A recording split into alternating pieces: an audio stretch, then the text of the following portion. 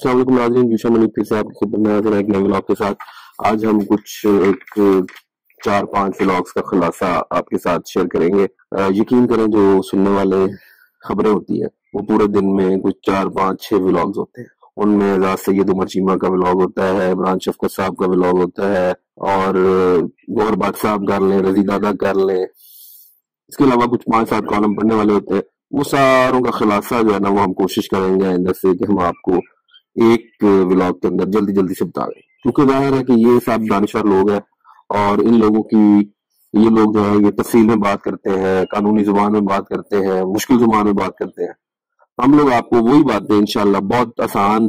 فہم طریقے کے ساتھ کنوے کیا کریں گے اور کوشش کریں گے کہ اس میں بہتری آتی جائے۔ تو جی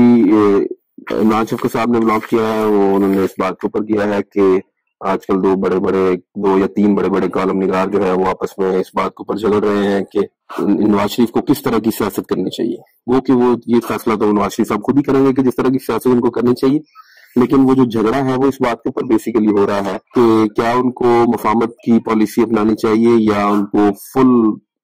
خان صاحب کو اور پی ٹی آئی کو تن دینا چاہیے۔ تو اس پہ 2 پارٹیوں کا موقف ہے۔ ایک پارٹی کا موقف یعنی عرفان صدیقی صاحب کا موقف یہ ہے کہ تن دینا چاہیے، اور اس پہ وہ دلیل یہ دیتے ہیں کہ اگر نہ بھی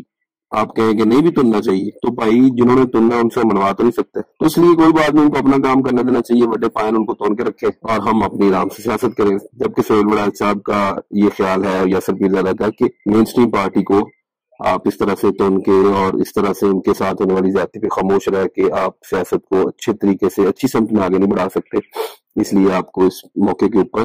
پی ٹی آئی کے خلاف ہونے والی زیادتیوں کے بارے میں بات کرنی چاہیے اور بولنا چاہیے، ان کو معاف کرنا چاہیے۔ اور جس طرح سے شیخ رشید اور باقی ساری صورتحال جو آپ چھوٹی موٹی خبروں میں دیکھ ہی رہے ہیں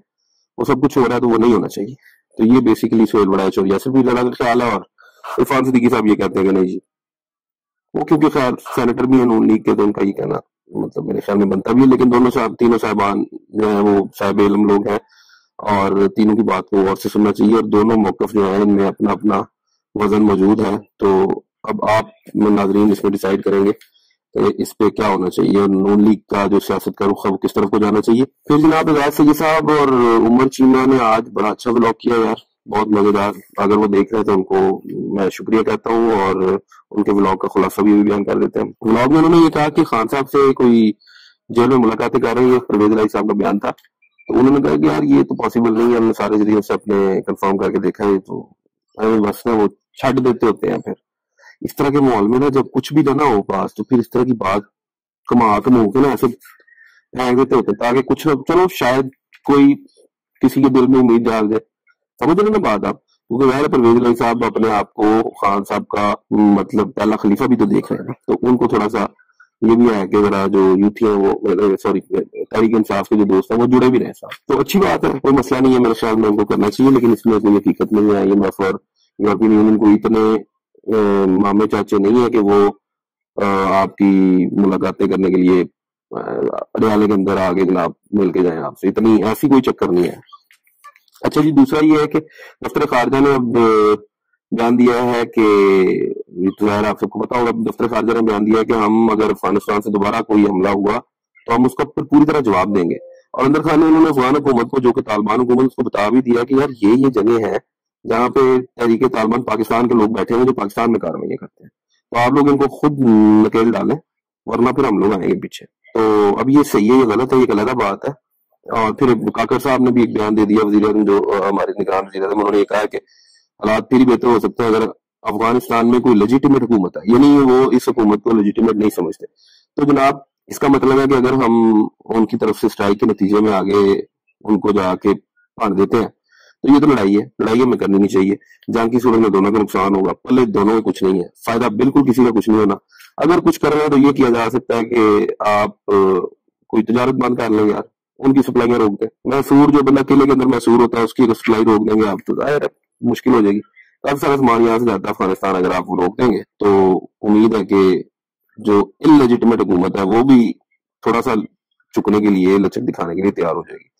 اور اصل میں مسئلہ ہمارا صرف یہ ہے کہ یار وہاں پہ طالبان بیٹھے ہوئے ہیں جو پاکستانی طالبان ہیں جو پاکستان میں کاروائی کرتے ہیں، ان کو روکو، وہ ان کو روکتے نہیں ہیں۔ پیچھے پوری ہسٹری ہے ہماری طالبان کے ساتھ، کبھی ہم پیار کرتے ہیں ان سے، کبھی ہم ان کو مارتے ہیں،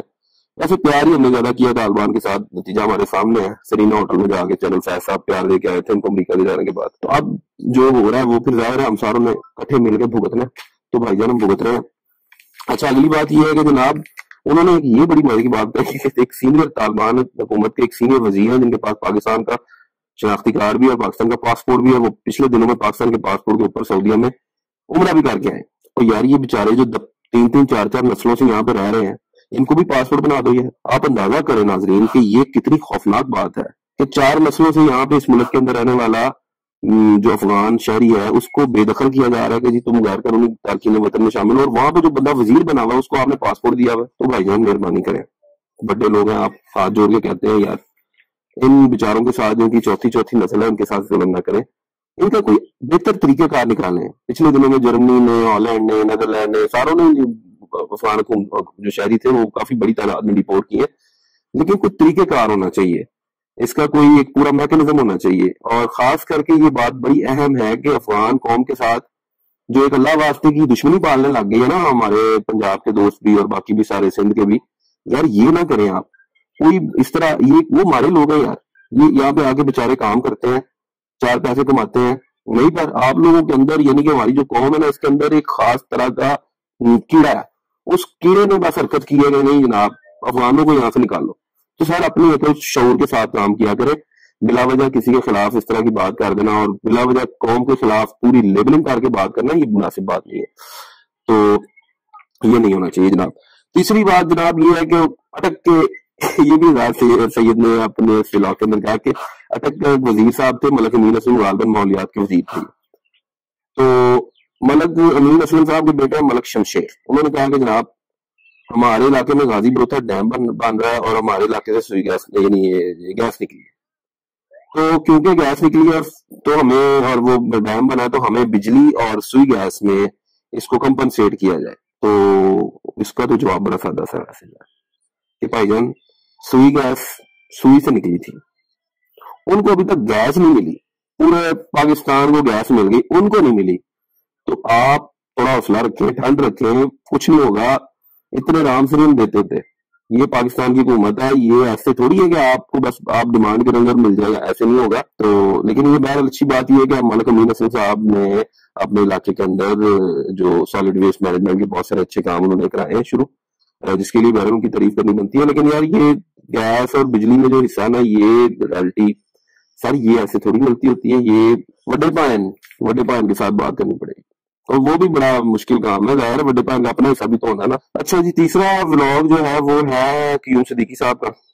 قیوم صدیقی صاحب بڑے پیارے مطلب ہے کہ صحافی ہیں، بڑے سینئر صحافی ہیں اور سپریم کورٹ سے رپورٹ کرتے ہیں جیو نیوز کے لیے، اور ان کا اپنا ایک ولاگ بھی ہے جس میں وہ پھر بڑی مزیدار باتیں کرتے ہیں، لیکن کیونکہ ان کی زبان ہوتی ہے خاصی عالمانہ،